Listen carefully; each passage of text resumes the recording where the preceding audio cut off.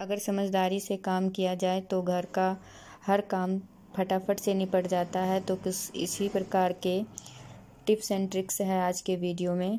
तो चलिए आपका स्वागत करती हूँ हमारे चैनल बेब्स क्रिएशन में। अगर आप पहली बार हमारे चैनल पर आए हैं तो चैनल को सब्सक्राइब कीजिएगा, वीडियो को लाइक कीजिएगा और अपने फ्रेंड सर्कल में शेयर कीजिएगा। तो चलिए आज का मेरा जो सबसे पहला टिप्स है वो गोभी से रिलेटेड है।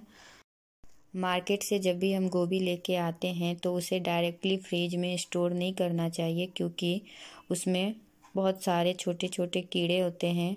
तो इस टिप्स को आजमाकर उसके बाद ही आप गोभी को फ्रिज में स्टोर करें। तो इसके लिए सबसे पहले जो गोभी की मोटी डंठल है उसे काट कर हम अलग कर देंगे। अलग करने के बाद फिर इसे गोभी को गैस को ऑन करके गोभी को रख देंगे गरम होने के लिए। हल्का गरम मतलब बहुत पकाना नहीं है गोभी को, बस 2 से 3 सेकंड 4 सेकंड तक गोभी को हर तरफ से घुमा घुमा कर गरम कर देंगे। जिससे क्या होगा, इसके कीड़े सारे मर जाएंगे और फिर हम इसे अच्छे से धोकर और फ्रिज में स्टोर कर देंगे। तो इस तरीके से ही आप गोभी को फ्रिज में स्टोर करें। कमेंट करके ज़रूर बताइएगा कि ये ट्रिक्स आपको कैसा लगा। अब हम चलते हैं हमारे नेक्स्ट टिप्स की ओर। जो नेक्स्ट टिप है हमारा वो टमाटर से रिलेटेड है। टमाटर को स्टोर मतलब लंबे समय तक टमाटर कैसे स्टोर करके रखें। तो कभी ऐसा होता है मार्केट में टमाटर अच्छे और सस्ते मिल जाते हैं, तो उस समय क्या करते हैं लोग कि टमाटर बहुत ज़्यादा क्वांटिटी में ख़रीद लेते हैं और फिर समस्या ये हो जाती है कि उसे हम अच्छी तरीके से स्टोर करके कैसे रखें ताकि वो टमाटर हमारे ख़राब ना हो। फ्रिज में भी मतलब जल्दी ही ख़राब होने लगता है टमाटर। तो इस टमाटर को अच्छे से स्टोर रखने के लिए हम कैंडल का यूज़ करेंगे। तो आप किसी भी तरीके का कैंडल ले लें और उसे जलाकर जो टमाटर का जहाँ से डंठल होता है वहाँ कैंडल का 2-3 ड्रॉप्स गिरा दें। और जब वो ठंडा हो जाएगा फिर क्या करेंगे, जब वो जम जाएगा तो उसे अच्छे से स्टोर करके इसी तरीके से सारे टमाटर जो हैं उसके डंठल जहाँ से लगी हुई रहती है वहाँ कैंडल का ड्रॉप्स से हम लोग उसको पैक कर देंगे। जिससे क्या है टमाटर जल्दी से ख़राब नहीं होगा। तो इस टिप्स के साथ आप टमाटर को 20 से दिन तक अच्छे से स्टोर रख सकते हैं। चलिए चलते हैं हमारे अगले टिप्स की ओर। जो अगला टिप्स है माचिस की तिल्ली को लेकर है। तो हमें जब भी दिया जलाना होता है, कुछ भी जलाना होता है, तो हम माचिस की तिल्ली को जलाते हैं तो क्या वो फटाफट से बुझने लगता है और दिया भी नहीं जल पाता है। हमें 2-3-4 तिल्लियों का यूज करना पड़ता है। तो इसके लिए एक छोटा सा ट्रिक्स है।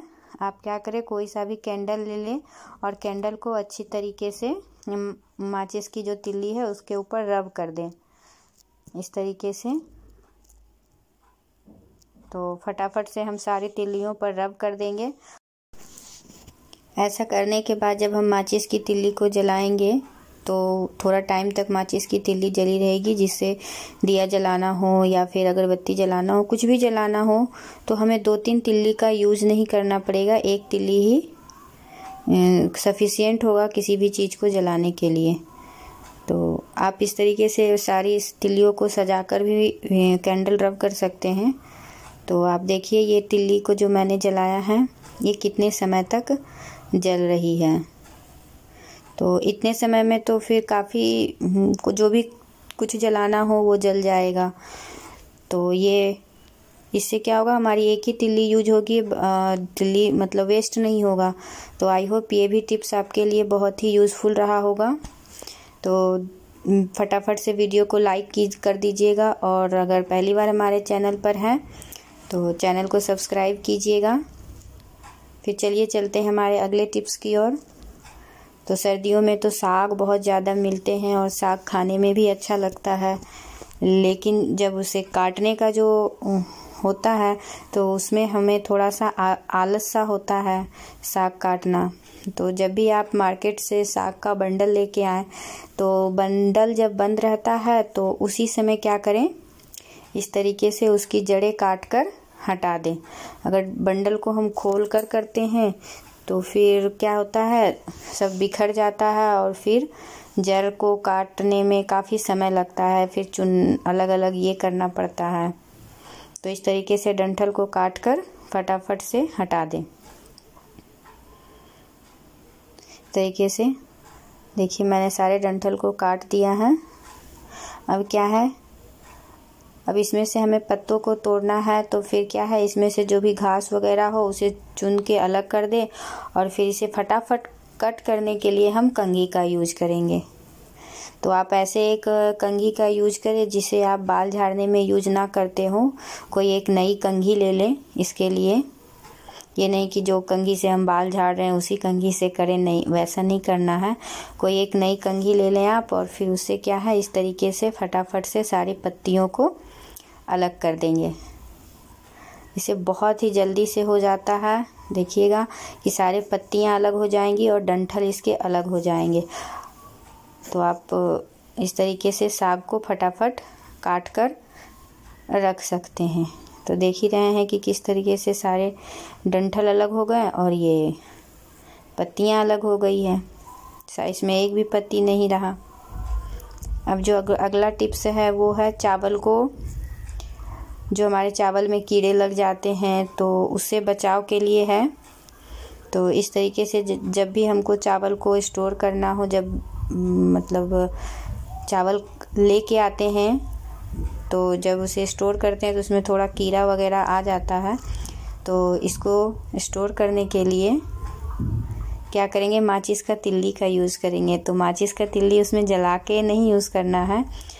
माचिस की तिल्लियों का हम बंडल जैसे बना लेंगे, 3-4 तिल्लियाँ लेकर और रबर बैंड से बंडल जैसा बना लेंगे और फिर उसे चावल में डालकर चावल को स्टोर कर लेंगे। तो इस तरीके से कीड़े नहीं लगेंगे और चावल काफ़ी समय तक सुरक्षित रहेगा।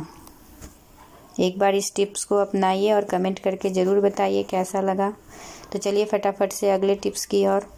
तो अगला टिप्स है, जैसे किसी भी चीज़ को हम डब्बे में स्टोर करते हैं तो जब स्पून रखने का टाइम आता है तो क्या होता है, वो अंदर की ओर जाता ही नहीं है। तो क्या करेंगे, हम स्पून को उल्टा करके उसमें डाल के रखेंगे तो ढक्कन आसानी से बंद हो जाएगा। देखिए पहली बार तो वो सीधा स्पून जा नहीं रहा था और जब मैंने स्पून को उल्टा डाला तो कितने आराम से चला गया। और जब भी यूज़ करना हो आप स्पून को निकालिए और जो भी सामान है आप उसे निकालिए, यूज करिए और दोबारा से फिर उल्टा इसी तरीके से डालकर डब्बे को बंद कर दीजिए। तो ये भी कितना अच्छा सा टिप्स है। चलिए अब चलते हैं हमारे अगले टिप्स की ओर।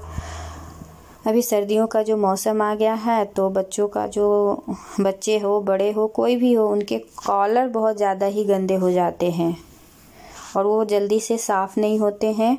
तो इस कॉलर को साफ़ करने के लिए एक बहुत ही अच्छा सा जुगाड़ है। तो उसके लिए क्या करना है, आपको टूथपेस्ट लेना है और टूथपेस्ट को कॉलर पे अच्छी तरीके से लगा देना है, इस तरीके से जैसे मैं लगा रही हूँ।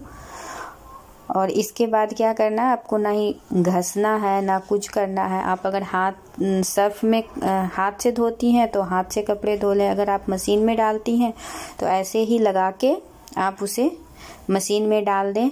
तो देखेंगे कि ये जो कॉलर की गंदगी है, जैसे ये बाजू का जो कफ है इसकी है, यहाँ भी कितना गंदा हो चुका है। तो इस पे भी मैं थोड़ा थोड़ा पेस्ट को अच्छे से लगा दूंगी और फिर मैं इसे वॉशिंग मशीन में धो लूँगी। तो ऐसा करने से क्या है, ये बुरी तरीके से साफ़ हो जाएगा। तो आई होप आज का जितना भी टिप्स है वो आपको पसंद आया होगा। अगर पसंद आया है तो एक लाइक ज़रूर कीजिएगा, कमेंट कीजिएगा कौन सा टिप्स आपको सबसे ज़्यादा अच्छा लगा और आपके लिए यूज़फुल रहा। और फिर मिलते हैं नेक्स्ट वीडियो में। Thank you, bye bye.